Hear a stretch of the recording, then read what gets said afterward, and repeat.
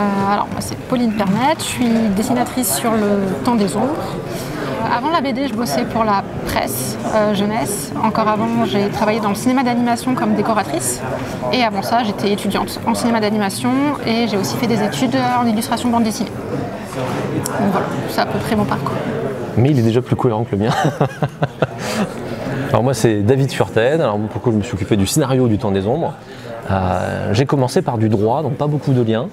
Je suis parti ensuite par hasard dans le scénario audiovisuel pour une série format court bien connue sur M6.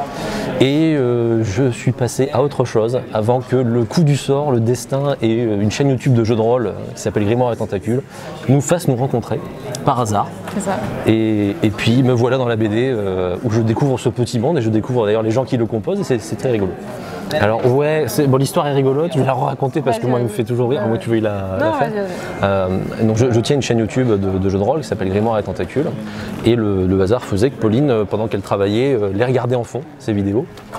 Et un jour, sur un de mes réseaux sociaux, j'ai mis une image, c'est vrai, de corgis.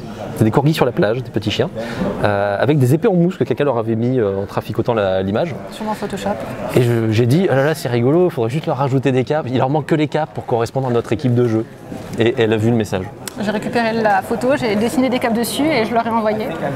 Et moi, ça m'a beaucoup fait rire. C'est chouette, faisons une BD. Ouais, franchement, c'est presque ça. Ouais. J'ai vu le truc, je me suis dit, c'est rigolo, je vais voir ce qu'elle fait. J'ai vu ce qu'elle a fait, j'ai fait, hey, c'est chouette, vas-y, on fait un truc. Et on a fait un truc. C'est ça. Alors c'est vaste sujet, s'il y a 2 points que je devais mettre en avant, je pense quand même un fond au niveau de l'écologie et un autre point sur on va dire la pluralité des opinions, le fait de ne pas être d'accord forcément et que ça n'empêche pas de se supporter quand même. Et je trouve le rapprochement avec nous est assez drôle parce que je pense qu'on est vraiment éloignés sur beaucoup de trucs. On correspond chacun à un des 2 héros, peut-être plus que l'autre. Et justement, c'est la preuve qu'on peut se supporter même en n'étant pas d'accord sur tout. L'histoire de la BD, c'est en fait Micène et Roch qui habitent chacun de leur côté dans une vallée. Et depuis quelque temps, il y a un mal étrange qui arrive dans la vallée et qui a l'air de corrompre et les humains et la végétation. Et chacun de leur côté essaie de trouver une solution pour régler ce problème. Le problème autre, c'est qu'ils ne peuvent pas se supporter. Mais ils vont devoir apprendre en gros à travailler ensemble pour régler le problème. Alors 4 tomes, ça c'est déjà établi, au moins ça, ce point-là on est sûr. Ouais. Quand on avait parlé du projet au tout début, on ne savait pas si on voulait faire un très gros tome ou plusieurs tomes. Ça dépendait aussi de ce qu'on allait, quel éditeur allait vouloir du projet, comment ça allait s'agencer avec leur ligne éditoriale, leur collection. Et quand la Gouttière nous a contactés, tout de suite ils nous ont dit bon, ce sera donc une histoire en plusieurs tomes, donc on a fait bon voilà. Oui, là c'est vrai que ça a acté parce que le premier schéma de 4, ça passait parfaitement. Le fil rouge est là, le fil rouge il est déjà établi depuis le début. On a les grandes lignes. On sait vers où ça va, on sait quels points précis doivent être présents. En revanche, effectivement, là, le cheminement jusqu'à ça, lui, ça va être un peu le travail au fur et à mesure. On sait ce qu'il y aura dans chaque tome, quelle sera la conclusion de l'histoire, mais on n'a pas encore tous les détails. Les petites. Mais le plus gros est là. Voilà, le plus gros est là. Et puis les petites aventures internes, ce sera en cours de route. Clairement, je pense que le jeu de rôle, ça a quand même beaucoup influencé. Déjà, par les jeux de rôle qu'on apprécie, on avait beaucoup d'influences communes. Pour se mettre d'accord sur ce qu'on voulait faire comme histoire, ça s'est fait assez naturellement. Un coup de fil, je crois. C'est ça, en une soirée, tout était plié, on va dire. Mais pour tout ce qui est le graphisme, en fait, pour l'histoire, on est parti d'un dessin que j'avais déjà fait. Le personnage de Micène existait déjà, à l'époque, elle n'avait pas de nom. Mais j'avais déjà fait un dessin sur mon Instagram, vu que c'est comme ça que tu as découvert mon travail. Et c'est vraiment celui qui a tout s'est construit autour de lui. Quoi. Et quand on s'est fait notre petite réunion pour décider ce qu'on voulait comme histoire, toi, David, t'as dit, ce personnage que tu as dessiné, il est chouette, on n'a qu'à faire une histoire avec. Comme quoi, on avait raison, il était chouette. Hein. C'est bien. Du coup, tout est parti d'un univers, d'un personnage que j'avais déjà créé.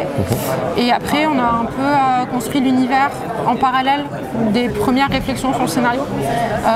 David m'avait proposé un premier pitch, qui est quasiment finalement le pitch définitif. Il n'a pas eu beaucoup de changements. On était d'accord assez rapide sur ce qu'on voulait. Suite à ça, moi j'avais fait quelques petites recherches avec le dessin que je lui ai envoyé. Ces dessins sont venus étoffer l'univers. Il y a un point, je pense, qui était important aussi, c'est justement par rapport à ton dessin, c'est qu'on en parlait, le côté très coloré. C'est très coloré et c'est vrai que moi je me suis dit bah tiens c'est chouette, on peut mettre l'inverse dans ton univers coloré et ça va choquer quoi. Mais c'est vrai que tu avais un monde très coloré et je pense que ça a joué aussi dans cette ambiance très végétale, très naturelle de l'univers de jeu, j'allais dire mais non pas du tout, de la BD. Voilà, le jeu de rôle peut-être un jour, on verra. Bah, c'est vraiment ça en fait aussi qui a décidé là. Quand tu m'as envoyé le mail, moi je suivais ta chaîne de jeux de rôle depuis un moment. Tout à fait. Et j'aimais beaucoup toutes les histoires que vous faites sur ta chaîne, c'est des histoires que toi t'écris. Donc je savais déjà à peu près ce dont il était capable. Et j'étais genre oh waouh, bah ouais. C'était bien ça, c'est bien ça. Mais il y a quand même une influence du jeu de rôle, ne serait-ce que sur peut-être la logique des rythmes et du déplacement dans l'univers de la bande dessinée, qui, je pense, est influencé par l'idée que quand on joue avec des groupes de joueurs, ils se déplacent, ils font des actions diverses et variées. Et je pense que ça a influencé ce côté, il va falloir se balader dedans pour progresser. Donc je pense dans tous les cas, même sans m'en rendre compte, hein, c'est pas forcément un truc pensé, je me suis pas dit c'est comme une campagne, je vais le faire. Mais je pense que sans faire gaffe, on met la partie jeu de rôle, la façon de faire du jeu de rôle se met dedans quoi. Non, c'est nous qui avons démarché, pour une raison particulière d'ailleurs. On a fait le dossier en 2020 et on a envoyé à des éditeurs. Et moi j'avais déjà entendu parler de La Gouttière par une autrice qui est chez eux et qui m'en avait dit beaucoup de bien sur le fait que c'était vraiment un bon accompagnement des auteurs. Et pour un premier album, c'était un peu ma crainte. Donc quand j'ai vu ça, j'étais très contente. Donc je me suis dit on va tenter avec eux. En plus j'aimais bien ce qu'ils faisaient. Puis zéro regret pour le coup, hein, on peut le dire. C'est vrai que ça se passe super bien quoi. C'est vrai on leur a envoyé, ils nous ont répondu et puis. Entre toi qui connaissais quand même un peu cette ambiance et justement aussi parfois les travers que ça peut avoir, et moi qui étais complètement dans un nouveau monde, c'est vrai qu'avoir quelqu'un qui d'une part nous a fait confiance, mais ça forcément ça c'est rassurant, mais qui aussi sait nous aider à nous faire comprendre comment ça marche, à nous faire apprendre. Sur un premier album quoi. Ça c'est vrai que ça s'est fait assez vite. Hein. En fait, vu mon dessin, ça s'est ciblé. Ce qu'on disait la dernière fois, c'est que si l'histoire aurait pu exister de David, mais dessinée par quelqu'un qui faisait plutôt du semi-réaliste ou un style plus adulte, on va dire, et il y aurait eu quelques détails en plus, mais l'histoire. Mais l'histoire, ça restait la même. Le cœur de l'histoire, ça. C'est ça. Mais c'est vraiment par mon dessin en fait. J'ai un style assez jeunesse, donc. Et puis, je pense que vu le thème abordé, vu le thème qui est abordé dans l'histoire, notamment le côté écologie, tolérance par rapport aux opinions diverses, etc. Je trouve que s'adresser à la jeunesse, peut-être aussi un bon plan, parce que c'est elle qui va devoir grandir avec ces problèmes-là et apprendre à gérer avec ces problèmes-là. Donc finalement, est-ce que c'est pas aussi le public qu'il fallait pour ce genre d'histoire? Si. Si. C'est vrai que pour un premier album, je me serais plutôt dit, on en fait un one-shot en fait, pour voir comment ça se passe. Mais vu ce qu'on voulait raconter dans l'histoire, un one-shot, en fait, ça aurait fait un one-shot de 200 pages. Donc finalement, autant le fractionner en 4 tomes. Et puis, j'ai même presque envie de dire 200 pages et on n'aurait pas fait ressentir l'ambiance qu'on voulait faire ressentir.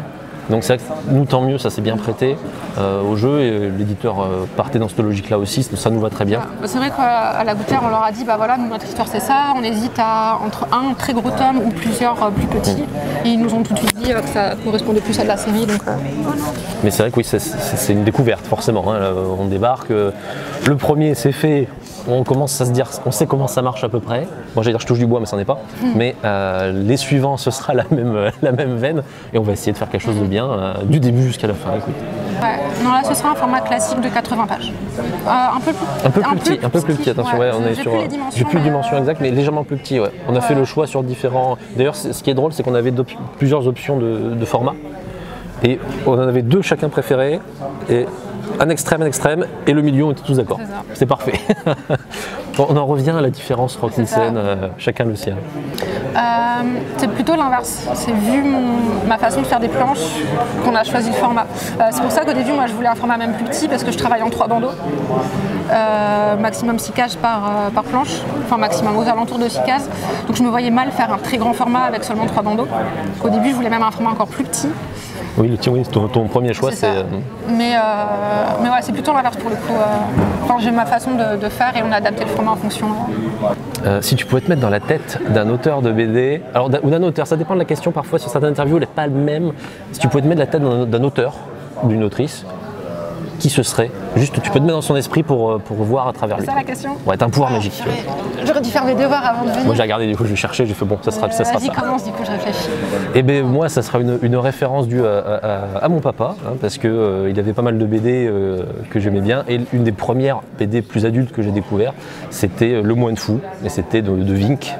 Et j'adore la façon dont il raconte une histoire, je trouve qu'il y a une ambiance vraiment particulière, donc ça, je pense que ce serait Vinck. Mais mes références sont pas très jeunes maintenant. Coucou monsieur, si vous êtes là. Je pense que ce serait Taiyo Matsumoto.